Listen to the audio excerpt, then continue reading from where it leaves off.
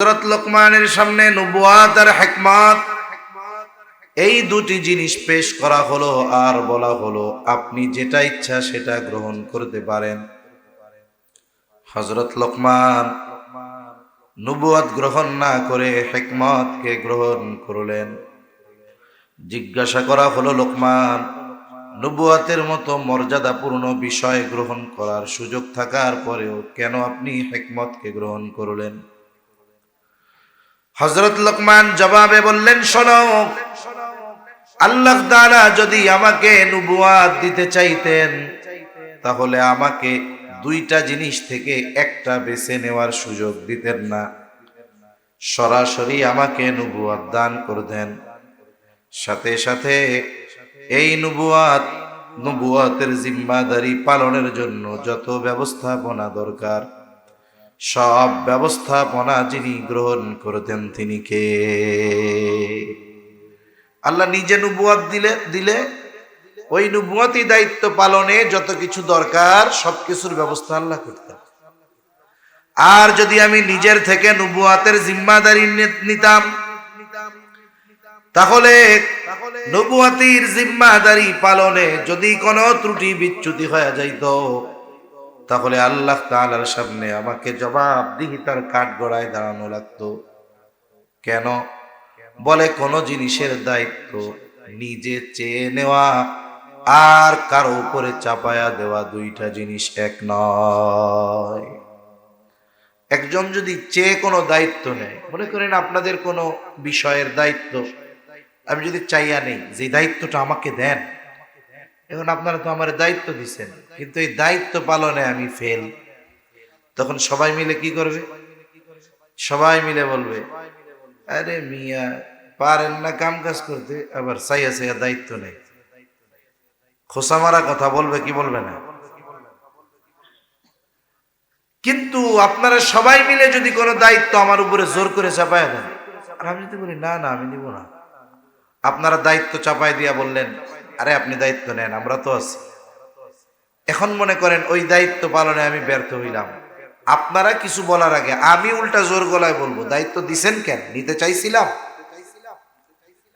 তাহলে চেয়ে যদি দায়িত্ব নেওয়া হয় এক হিসাব, আর যদি দায়িত্ব দেওয়া হয় আর এক হিসাব। হযরত লোকমান বলতেছে আল্লাহ যদি নবুয়াত আমাকে সরাসরি দিতেন তাইলে তো নবুয়াতের এই জিম্মাদারি পালনের যত ব্যবস্থাপনা সব তিনি গ্রহণ করতেন।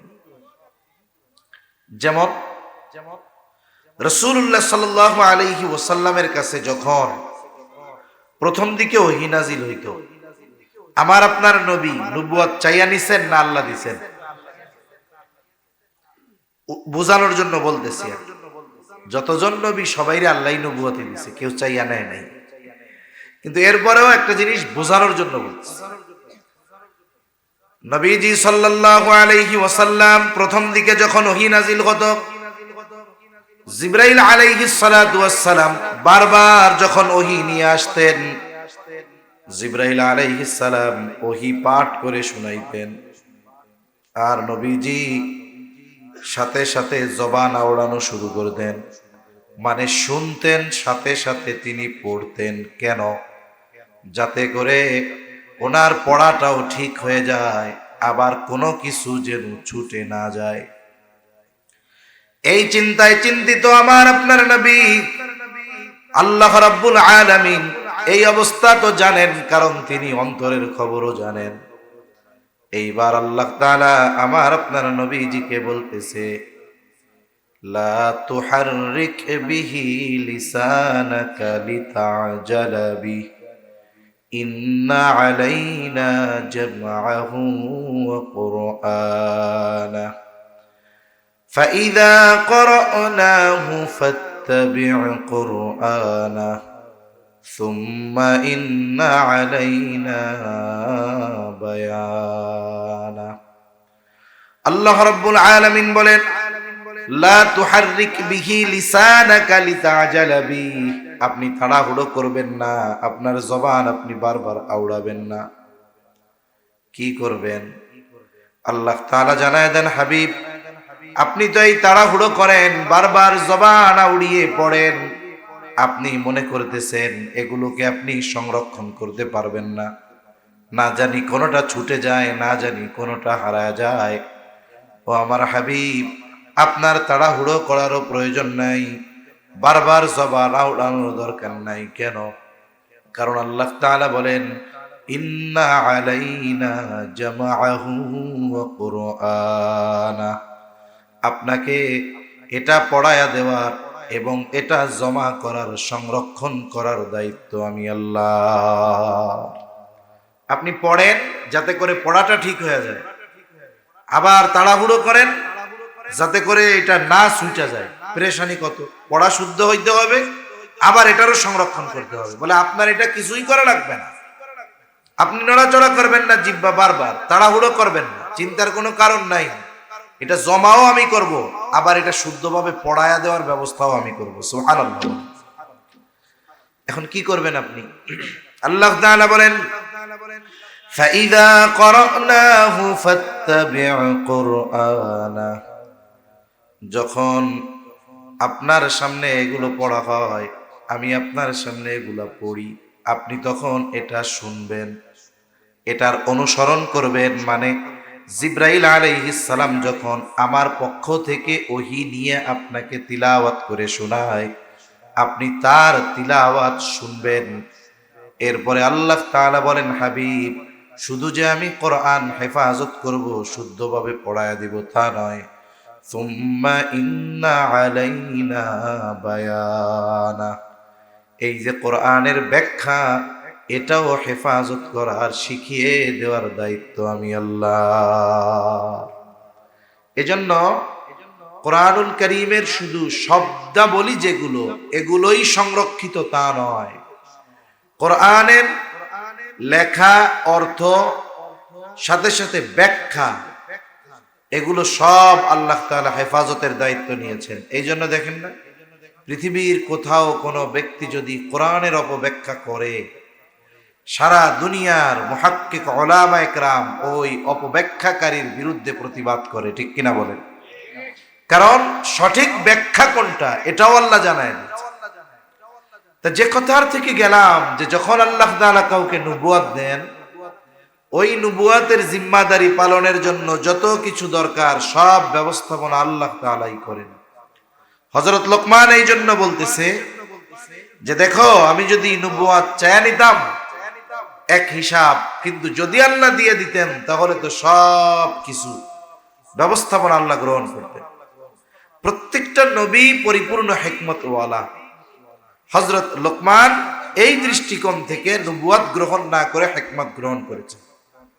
উনি একজন প্রজ্ঞাবান ব্যক্তি ছিলেন, ওনার প্রজ্ঞাপূর্ণ কর্ম কথা ওই জাহেলিয়াতের সময়ও লোকমুখে এটা ছিল, চলন ছিল। উনার ব্যাপারে তাফসীরে আসছে, শুরুতেই উনি এত সুখ্যাতি অর্জন করেছেন এমনটা নয়। উনি এক সময় ছাগল চড়াইতেন, ছাগল। একদিন হযরত লোকমানের মালিক মনিব এসে বলে, ও লোকমান, তুমি আমার জন্য একটা ছাগল জবাই করবা এবং ছাগলের সর্বোৎকৃষ্ট অংশ আমার সামনে হাজির করবা। হযরত লোকমান একটা ছাগল জবাই করলেন। ছাগলের হৃৎপিণ্ড আর জিহ্বা, এই দুটি অংশ নিয়ে তিনি মালিকের সামনে হাজির করলেন, রাখলেন। বলতেছে, মনিব, এই দুটা হলো সর্বোৎকৃষ্ট অংশ। মনিব আবার নির্দেশ দিল, লোকমান, আর একটা ছাগল জবাই করবা, আর ছাগলের সবচেয়ে নিকৃষ্ট অংশ আমার সামনে হাজির করবা। হযরত লোকমান আর একটা ছাগল জবাই করলেন এবং হৃৎপিণ্ড আর জিহ্বা, এই দুইটা অংশ নিয়ে আবার মালিকের সামনে হাজির হইলেন। মালিক বলে, লোকমান, তুমি কি আমার সাথে মজা করো নাকি? সর্বোৎকৃষ্ট অংশ আনতে বললাম, এই দুইটা এনেছো। সবচাইতে নিকৃষ্ট অংশ আনতে বললাম, এই দুইটাই আনছো, হৃৎপিণ্ড। এইবার হযরত লোকমান বলে, মনিব, কারো যদি অন্তর আর জিহ্বা ভালো হয়ে যায়, তার সব কিছু ভালো হয়ে যায়। আর যার এই দুইটা জিনিস খারাপ হয়ে যায় সে সবচাইতে খারাপ হয়ে যায়। এইরকম প্রজ্ঞাপূর্ণ কর্ম কথা ওনার জবান থেকে বাইর হতো। তা আল্লাহ তাআলা একটা সময় ওনার এত খ্যাতি দিয়েছেন, এখন তো ওয়াজের জন্য আয়োজন লাগে, ওয়াজ করার জন্য আয়োজন লাগে না, আবার সব আয়োজন হইলেও হয় না, চেহারাও অনেক পরিচিত দরকার হয়। এখন তো আমরা কোরআন হাদিসের জন্য ওয়াজ শোনার চাইতে আমরা ব্যক্তি নির্বাচন করে কথা শুনি। যাক, সেটাও যদি আল্লাহর জন্যই হয় তাহলে তো ভিন্ন কথা। ওয়াজের জন্য আয়োজন দরকার, লাইটিং, প্যান্ডেলিং, মাইকিং, কত কিছু লাগে, বসার ব্যবস্থা, কত জায়গায় খানার ব্যবস্থাও থাকে, এরপরেও মানুষ উদাসীন। কিন্তু হযরত লোকমান নিজের বাড়ির সামনে ওয়াজ করতেন পৃথিবীর বিভিন্ন প্রান্ত থেকে। ওই সময় তো এত আধুনিক সিস্টেম কল্পনাই করা যায় না, অথচ আল্লাহ তাআলা খ্যাতি কোথায় পৌঁছিয়ে দিয়েছেন, বিভিন্ন প্রান্ত থেকে পৃথিবীর হযরত লোকমানের বয়ান শোনার জন্য তার বাড়িতে যাইতো মানুষ। প্রত্যেক দিন নির্দিষ্ট সময় উনি ওয়াজ করতেন। একদিন শত শত মানুষ তার সামনে ওয়াজ করবেন তিনি। এর মধ্যে হঠাৎ একজন লোক দাঁড়ায় বলতেছে, আপনি ওয়াজ শুরু করার আগে আপনার কাছে আমার কিছু বিষয় জানার আছে। এইবার লোকটা প্রশ্ন করতেছে, আপনি কি সেই লোকমান যে এক সময় আমার সাথে ছাগল চড়াইতো, রাখালগিরি করতো? সামনে হাজার হাজার ভক্ত। এখন সে যদি বলে হ্যাঁ আমি রাখাল ছিলাম, এটা তো তার প্রেস্টিজে লাগবে, এটা আমাদের চিন্তাধারা। কিন্তু হযরত লোকমান সাথে সাথে বললেন, হ্যাঁ আমি সেই লোকমান যে এক সময় ছাগল চড়ানোর কাজ করেছে। এবার বলতেছে, কোন কারণে আল্লাহ তাআলা আপনাকে এত সম্মান দিল? উনি কয়েকটা কথা বলেছেন, যে অহেতুক কথাবার্তা বর্জন করা, অহেতুক মজলিস বর্জন করা, এই ধরনের কয়েকটা বিষয়ের কথা উল্লেখ করে তিনি বলেন, আল্লাহ তাআলা এই কারণে হয়তো আমাকে এত সম্মান দান করেছে। অনর্থক কথা কাজ পরিহার করা, এগুলোর দ্বারা হয়তো আল্লাহ তাআলা আমাকে এই সম্মান দান করছে। এখানে একটা বিষয় শিক্ষণীয়, মূলত এই বিষয়ের কথাটাই আল্লাহ উল্লেখ করতেছে। একজন মানুষ হিকমত, জ্ঞান, ইলম এগুলাও নেয়ামত। আমরা তো বুঝি না, ওই যে বললাম শুরুতে যে টাকা পয়সাই আমরা শুধু নেয়ামত মনে করি, কিন্তু দ্বীনের বুঝ, ইলমের মতো দৌলত পাওয়া, এটা বড় এক নেয়ামত। হযরত লোকমানকে আল্লাহ তাআলা হিকমত দিয়েছেন, এটা আল্লাহর পক্ষ থেকে হযরত লোকমানের জন্য বড় এক নেয়ামত। উচিত কি, নেয়ামত পেয়ে কেউ শুকরগুজার হয় আর কেউ ফখর করনেওয়ালা হয়। শুকর, এতে আল্লাহ খুশি হয়, ফখর, এতে আল্লাহ বেজার হয়। এখন কে শুকরগুজার আর কে ফখর করনেওয়ালা কেমনে বুঝবেন? একজন মানুষ যখন ইলম অর্জন করে, ইলম অর্জনের সাথে সাথে যদি তার বিনয় বাড়ে, আর কি নমনীয়তা আরো বাড়ে, বুঝতে হবে আল্লাহর বান্দা শুকরগুজার। কারণ এক গাছে যত ফল ধরে গাছ তত বিনয়ী হয়। আর অহংকারীকে বলে ওইটা পাইছে ঠিক, কিন্তু এটা তাকে বিনয়ী বানায় নাই, বরং তার অহংকারী বানায়। এখন সে কি করে, দূর বেটা, ও কি পারে ওরছে, আমি আরো ভালো পারি। আবার অনেক সময় কি হয়, যে তার অতীত যদি কষ্টার্জিত হয় বা কষ্টকর সময় অতিবাহিত সে যদি করে আসে, অনেক সময় অনেক মানুষ আছে সে তার কষ্টের অতীতকে অস্বীকার করতে চায়, বর্তমানে ভালো, অতীতকে অস্বীকার করে। এটা খুব খারাপ বিষয়। যেমন বনি ইসরাইলের 3 জন রোগীর ঘটনা আছে, আল্লাহ তাআলা পরীক্ষা নিতে চাইছে। একজনের কি ছিল, চামড়ায় কুষ্ঠ রোগ, আর একজন ছিল টাকলু, আর একজন চোখে দেখে না, আল্লাহ তাআলা তাদের পরীক্ষা নিতে চাইছে। এখন যে কুষ্ঠরোগী, ওর কাছে ফেরেশতা আসছে মানুষের বেশ ধরে, আইসা ওর দুঃখের কথা শুনতেছে। তা বলতেছে কি চাও? বলে আল্লাহ যদি আমার চামড়াটা সুন্দর করে দিত, মানুষ আমার কাছে আসে না, আমার সাথে কথা বলে না, ঘৃণা করে, তাহলে আমার কতই না ভালো হইতো। এইবার ফেরেশতা আল্লাহর কাছে দোয়া করছে, ভালো হয়ে গেছে। সাথে সাথে বলতেছে একটা গর্ভবতী উট দিয়ে যে ধরো, এটা দিয়ে তুমি তোমার জীবিকা নির্বাহ করো। এরপরে গেছে টাকলুর কাছে, অনেক আগে পড়ছি তো। ওরে দেয় বলতেছে কি দুঃখ তোমার? বলে না আমার চুল টুল গজায় না, মানুষ আমারে ঘৃণা করে। তা আল্লাহর রহমতে হাত বুলায় দিছে, তার মাথায় চুল গজাইছে। একটা গাভী দিয়া বলতেছে ধরো, এটা দিয়ে তুমি তোমার জীবিকা নির্বাহ করো। অন্ধের কাছে গেছে, সে দুঃখের কথা শুনছে, চোখেই যে দেখে না। তারপরে দোয়া করছে, চোখ ভালো হয়ে গেছে। এবার তার একটা ছাগল দিছে, এটা দিয়ে জীবিকা নির্বাহ। দীর্ঘদিন পর এখন সকলেই এস্টাবলিশড, গরু উটওয়ালা সেও কোটিপতি হয়ে গেছে, গরুওয়ালা কোটিপতি হয়ে গেছে, এখন তারা সাহেব হয়ে গেছে, মানুষ তাদের সম্মান করে। ছাগলওয়ালারও অনেক ছাগল হয়ে গেছে। আল্লাহ তাআলা আবার পরীক্ষার জন্য পাঠাইছেন। ফেরেশতা মানুষের বেশ ধরে আইসা কইতেছে, ওই উট যারে দিছে তারে, ভাই আমি মুসাফির, বহু দূরে যাব, তা আমারে একটা উট দাও, যাতে আমি এটা বিক্রয় করে বা এটাতে চড়ে যাইতে পারি।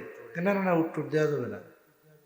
এখন কি আরে তুমি ওই ব্যক্তি না যার কুষ্ঠরোগ ছিল, যারে কেউ চিনতো না, মানুষ তার সাথে কথা বলতো না, কিছুই ছিল না, আল্লাহ তোমার এইগুলো এক সময় দিছে?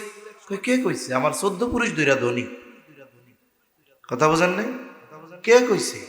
আমার আগের 14 পুরুষ ধইরা ধনী, আমার বাপ দাদা জমিদার ছিল, আমি জমিদার বংশের পোলা। মিয়া ভাগো, চলে গেছে। যাওয়ার সময় বলে তুমি যদি মিথ্যা বলে থাকো, আল্লাহ যেন তোমার আগের অবস্থায় ফিরাইয়া দেয়। এইবার পরের জনের কাছে গেছে, এইটারও একই আচরণ। ও বলে ধর মিয়া, আমি কি এই গরুর মালিক আজকে থেকে নাকি? আমার 14 পুরুষ ধইরা ধনী মিয়া, আমি জমিদারের পোলা। কি কয় আমি টাকলা ছিলাম, কি ছিলাম? তুমি যদি মিথ্যা বলো, আল্লাহ যেন তোমার আগের অবস্থায় ফিরাইয়া দেয়। এই দুইজনে তো আল্লাহ আগের অবস্থায় ফিরাইয়া দিছে। এইবার গেছে অন্ধের কাছে। অন্ধের কাছে যে অন্ধ ছিল, যাইয়া চাওয়া মাত্রই কয় একটা কেন, যে কয়টা লাগে ওই কয়টা নেই। আরে আমার কিছুই ছিল না, আমার আল্লাহ আমাকে দিয়েছে, তুমি মুসাফির, তোমার যতগুলো লাগে তুমি নিয়ে যাও। কয় না, একটাও লাগবে না, আল্লাহ তোমাদের 3 জনকে পরীক্ষা করার জন্য আমাকে পাঠাইছিল, ওরা 2 জন ফেল, ওরা আগের অবস্থায় গেছে গা, তোমার আচরণে আল্লাহ খুশি, আল্লাহ তোমারে আরো বরকত দিবে। এখানে কি শিক্ষণীয় বিষয় হলো?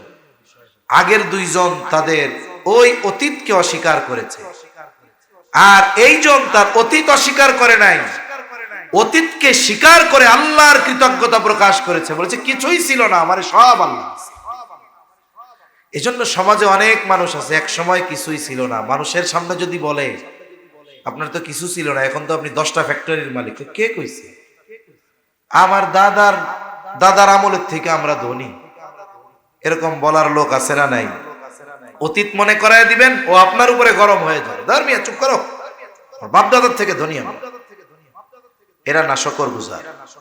তাহলে হযরত লোকমানের যেই আচরণ ছিল ওই ব্যক্তির প্রশ্নের পরে, বলেন তো এটা কি শুকরগুজার বান্দার আচরণ নয়? কি শুকরগুজার বান্দার আচরণ?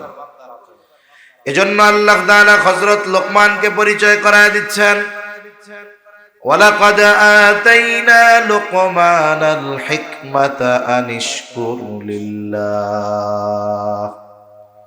আল্লাহ তাআলা বলেন, ওয়ালাকাদ আতাইনা লুকমানাল হিকমা, আমি লোকমানকে হিকমত দান করেছি, আনিশকুরু লিল্লাহ, যাতে সে আল্লাহর কৃতজ্ঞতা প্রকাশ করে। মুফাসসিরিন ইকরাম বুজুর্গানে দ্বীন বলেন, এখানে মূলত আল্লাহ তাআলা বলতে চায় লোকমান হলো এমন একজন প্রজ্ঞাবান ব্যক্তি যে তার জ্ঞানের কারণে, ইলমের কারণে অহংকার করে নাই, বরং সে আমার শুকরগুজার বান্দাদের মধ্যে একজন। আল্লাহ তাআলা এইটা বুঝাইতে যাচ্ছে। এরপরে আল্লাহ তাআলা বলেন, ওয়া মান ইয়াশকুরু ফাইন্নামা ইয়াশকুরু লিনাফসি, যে নেয়ামতের শুকরিয়া আদায় করে সে সেটা নিজের জন্যই করে। ওমান কাফারা ফাইন্নাল্লাহা গানিয়্যুন হামিদ। আর যে নেয়ামতের নাশকরি করে, নেয়ামতের কুফরি করে, অকৃতজ্ঞ যে, তার জেনে রাখা দরকার ইন্নাল্লাহা গানিয়্যুন হামিদ, নিশ্চয়ই আল্লাহ তাআলা হলেন অমুখাপেক্ষী, সপ্রশংসিত এক মহান সত্তা। তার মানে আমরা যদি আল্লাহর কৃতজ্ঞতা প্রকাশ না করি এতে আল্লাহর কোনো লস নাই, আর যদি আল্লাহ তাআলার কৃতজ্ঞ বান্দা হই লাভ আমাদের। মূল বিষয়টা কি? যে হযরত লোকমান একজন প্রজ্ঞাবান ব্যক্তি, হযরত লোকমান একজন শুকরগুজার বান্দা। এই পরিচয় কোরআনুল কারীমে হযরত লোকমানের এই পরিচয় যিনি করিয়ে দিলেন তিনি কে? জোরে বলেন কে? আল্লাহ। হাটাজারির মুহতামিম সাহেব হুজুর দামাত বারকাতুহুমুল আলিয়া যদি এক ব্যক্তির পরিচয় করায় দেওয়ার কারণে তার কথা, কর্ম, ব্যক্তিত্বের মূল্যায়ন যদি আমাদের কাছে হয়ে যায়, যার পরিচয় স্বয়ং করিয়ে দিয়েছেন আহকামুল হাকিমিন, তাহলে সেই ব্যক্তির কথা, সেই ব্যক্তির কর্ম বা ওই ব্যক্তির ব্যক্তিত্ব সম্পর্কে আমাদের কতটুকু চিন্তা ভাবনা করা দরকার আশা করি আপনারা কম বেশি বুঝতে পারছেন ইনশাআল্লাহ। এখন আসেন, এখন ওনার কথাটার মূল্যায়ন আমাদের কাছে বেশি হওয়া দরকার আগের চেয়ে। ইনি এনার সন্তানদেরকে নসিহত করতেছেন। মনে রাখতে হবে, সন্তানদের নসিহতের ভাষা হয় নরম। নসিহতের ভাষা কি হয়? ওয়াজের ভাষা নরম হয়, উপদেশের ভাষা কঠিন হয়। এখন আমরা সন্তানদেরকে সবসময় উপদেশ দেই, ওয়ার্ডার করি, কিন্তু তাদেরকে আমরা নসিহতের সুরে আবেগ, দরদ, মোহাব্বত দিয়ে বলি না, যার কারণে ফায়দা কম হয়। একটা শক্ত মাটি আপনি যদি ওইটাকে দেয়ালে মারেন ওটা ফিরে আসবে, কিন্তু আপনি যদি নরম কাদা দেয়ালে মারেন ওটা লেগে থাকবে। কথাও অনেক সময় শক্ত হয়, কথা অনেক সময় নরম হয়। শক্ত কথা অনেক সময় মারার সাথে সাথে ফিরে চলে আসে, ওটাকে সে গ্রহণ করে না, ধারণ করে না, কারণ ও শক্ত, দেয়ালও শক্ত, কথাও শক্ত, একটা আর একটারে হিট করে আরো দূরে চলে যায়। কিন্তু ও শক্ত হোক, কথা যদি নরম হয়, দেয়াল শক্ত হোক, মাটি যদি কাদা হয়, মারবেন তো দেয়ালের সাথে লেগে থাকবে, ঠিক না? কথা যদি নরম হয়, ওর দিল শক্ত, কিন্তু কথা নরম হওয়ার কারণে এই কথা ওর দিলের সাথে যা লেগে যায়। আমরা আমাদের সন্তানদেরকে সবসময় কঠোর কথা দ্বারা উপদেশ দেই, যার কারণে উপদেশ যত দেই এই পরিমাণ ফায়দা হয় না।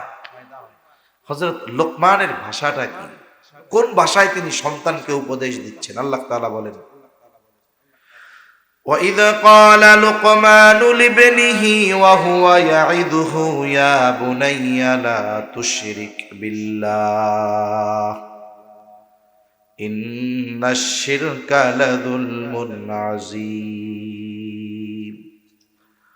আল্লাহ রাব্বুল আলামিন বলেন, হযরত লোকমান তার সন্তানকে ওয়াজ করতেছে, হযরত লোকমান তার সন্তানকে ওয়াজ করতেছে, ওয়া হুয়া ইয়াইদুহু, সে তার সন্তানকে ওয়াজ করতেছে, ইয়া বুনাইয়া লা তুশরিক বিল্লাহ, ইয়া বুনাইয়া, হে আমার বৎস, হে আমার সন্তান।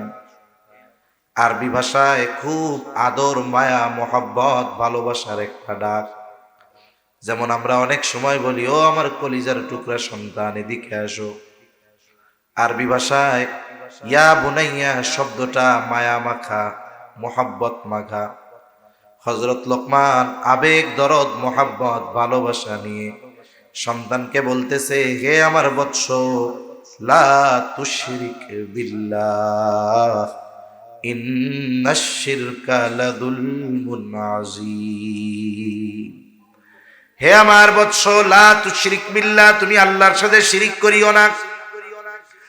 ইন্নাশ শিরকা লাযুলমুন আযীম, শিরিক হলো মহা জুলুম, মহা অন্যায়। এইখানে হযরত লোকমান তার সন্তান যদি কাফের হয়ে থাকে তাহলে তিনি ঈমান আনার জন্য বলতেছেন। আর যদি সন্তান ইমানদার হয়ে থাকে তাহলে তাওহীদ আল্লাহর একত্ববাদের ব্যাপারে বলতেছেন। মোট কথা এখানে সন্তানকে হযরত লোকমান ঈমানের শিক্ষা দিচ্ছেন।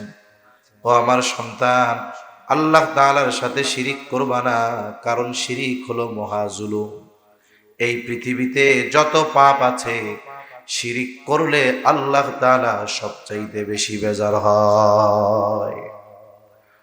আল্লাহ রাব্বুল আলামিন বলেন, ইন্নাল্লাহা লা ইয়াগফিরু আন ইউশরাকা বিহি ওয়া ইয়াগফিরু মা দুনা যালিকা লিমান ইয়াশা। আল্লাহ তাআলা সব গুনাহ ক্ষমা করে দেওয়ার প্রতিশ্রুতি দিয়েছেন, কিন্তু শিরকের গুনাহ আল্লাহ তাআলা ক্ষমা করবেন না। ইন্নাল্লাহা লা ইয়াগফিরু আন ইউশরাকা বিহি, তার সাথে যদি কেউ শিরিক করে সেটাকে তিনি ক্ষমা করবেন না। শিরিক ছাড়া যত গুনাহ আছে সব গুনাহ ক্ষমা করে দেওয়ার ঘোষণা দিয়েছেন কে? শিরিক হলো মহাজুলুম। একটা হলো জুলুম আর একটা হলো মহাজুলুম।